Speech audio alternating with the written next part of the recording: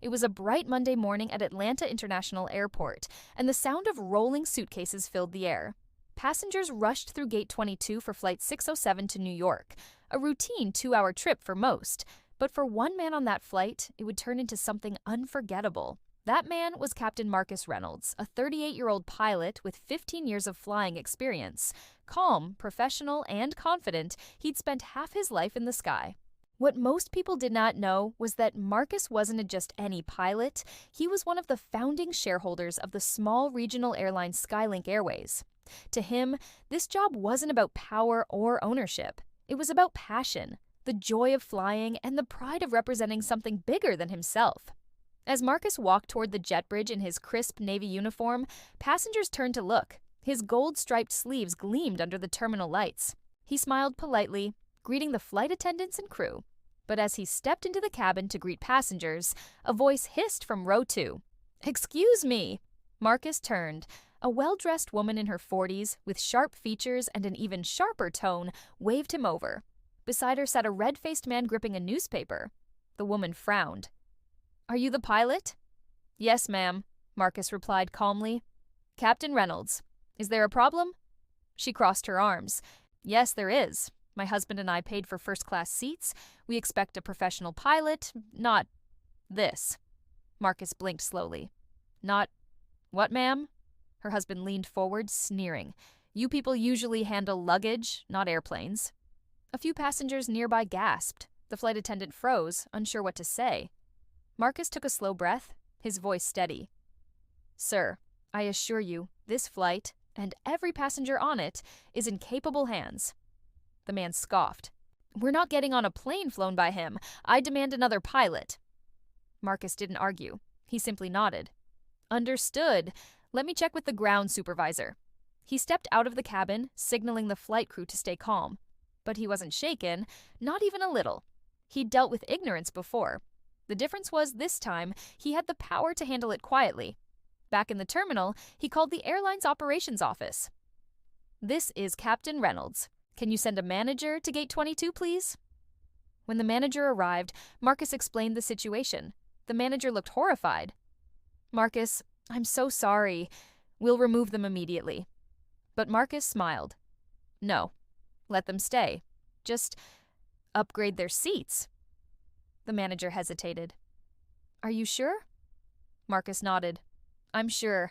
Let's give them the front row." A few minutes later, the couple watched with smug satisfaction as flight attendants moved them to row 1. The wife smirked. "See? That's what happens when you complain properly." Marcus walked back into the cabin, checked the instruments, and took his seat in the cockpit. His co-pilot glanced at him. "You good?" Marcus smiled faintly. "Better than ever." Moments later, the cabin door closed. The engines roared to life. And when the intercom clicked on, every passenger heard the calm, deep voice they'd soon never forget. "Good morning, ladies and gentlemen. This is your captain speaking, Captain Marcus Reynolds. Welcome aboard Skylink Airways Flight 607 to New York." The couple froze. The wife's face turned pale. The husband lowered his head, suddenly silent. Marcus continued smoothly, his tone professional yet deliberate. "We're expecting clear skies today. Estimated flight time is 1 hour and 50 minutes. Sit back, relax, and enjoy the journey."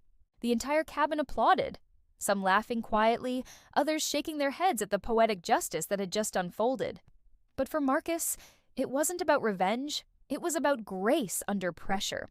He'd already won the moment he chose peace over anger. Still, what the couple didn't know was that their embarrassment had only just begun. As the plane climbed above the clouds, the couple sat stiffly in silence. The wife whispered, "He's the captain? He can't be serious." The husband muttered, "Maybe they let anyone fly now." From the front of the cabin, Marcus overheard them through the open cockpit door. He smiled quietly and focused on the horizon. After cruising altitude was reached, the seatbelt sign turned off. The lead flight attendant entered the cockpit. "Captain, passengers are calm now, except for them," Marcus chuckled. "Let them enjoy the view." He leaned back, watching sunlight spill across the wings. Moments like these reminded him why he loved flying, because up here, above the noise, everyone was equal. An hour later, turbulence struck. The plane shook gently and gasps filled the cabin. Marcus's steady voice came over the intercom. "Folks, we're just passing through a light storm system. Nothing to worry about. Please stay seated." His calm tone worked like magic. Within seconds, the passengers relaxed. Even the couple clutched each other's hands, suddenly trusting the man they'd insulted. When the turbulence cleared, the entire cabin applauded again. As the plane began its descent into New York, Marcus made one more announcement. "Ladies and gentlemen, we'll be landing shortly. On behalf of Skylink Airways, I want to thank you for choosing to fly with us today." Then he added almost as an afterthought, "And for those curious about Skylink's leadership, I am proud to serve not only as your captain today, but also as one of the Airline's co-founders." The cabin gasped. The husband's face turned crimson. The wife covered her mouth, speechless. When the plane landed, the couple stayed seated long after the other passengers had disembarked. Marcus stepped out of the cockpit and smiled warmly at them. "Hope you enjoyed the flight," he said. The woman stammered. We didn't know." Marcus nodded gently. "That's the thing about prejudice. It blinds you, not just to others, but to yourself." He walked past them without another word, leaving behind a silence heavier than any storm cloud. Outside the gate, passengers lined up to thank him. A young boy said shyly, "Captain, I want to be like you when I grow up." Marcus smiled and knelt down. "Then start by being kind, son. That's how real pilots fly." The story hit the news the next day.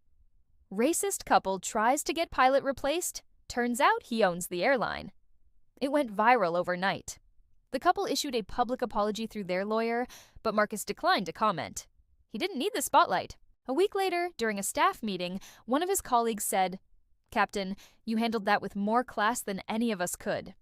Marcus smiled, because anger gives them control. Dignity takes it back. And that became the motto painted on the wall of Skylink headquarters. Dignity takes it back. As the narrator ER's voice fades, respect isn't demanded, it's demonstrated. If this story inspired you, hit subscribe, like, and drop me in the comments, because class always flies higher than hate.